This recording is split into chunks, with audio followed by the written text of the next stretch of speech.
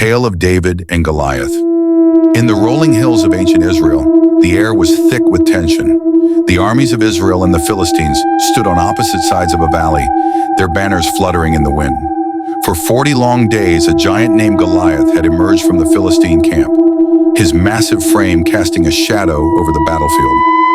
Clad in gleaming bronze armor, with a spear as tall as a tree, he bellowed a challenge that echoed across the valley. The Israelites trembled at the sight of him. Goliath was no ordinary warrior. He was a colossus, a man whose very presence struck fear into the hearts of seasoned soldiers. King Saul, the leader of Israel, offered a great reward to anyone who could defeat Goliath: wealth, the king's daughter in marriage, and freedom for his family. Yet no one stepped forward. The cost of failure was too great, and the odds seemed impossible.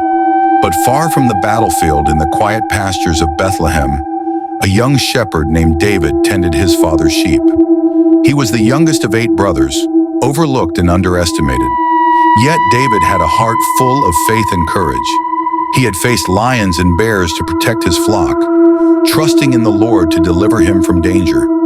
One day, David's father sent him to the battlefield with food for his brothers, who were serving in Saul's army. As David arrived, he heard Goliath's taunts and saw the fear in the eyes of the Israelite soldiers.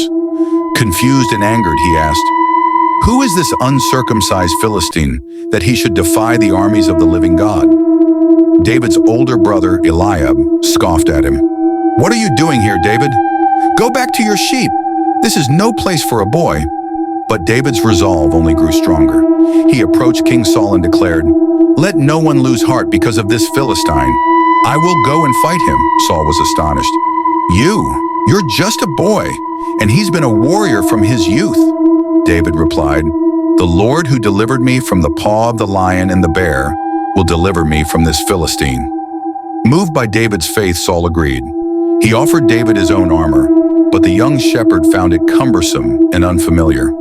Instead, David chose 5 smooth stones from a nearby stream, placed them in his shepherd's pouch, and armed himself with only his sling.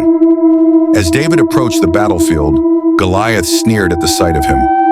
"Am I a dog that you come at me with sticks?" he roared, his voice dripping with contempt. "Come here, and I'll give your flesh to the birds and beasts." Unshaken, David replied, "You come against me with sword and spear, but I come against you in the name of the Lord Almighty, the God of the armies of Israel, whom you have defied. This day the Lord will deliver you into my hands, and the whole world will know that there is a God in Israel." With that, David reached into his pouch, took a stone, and placed it in his sling.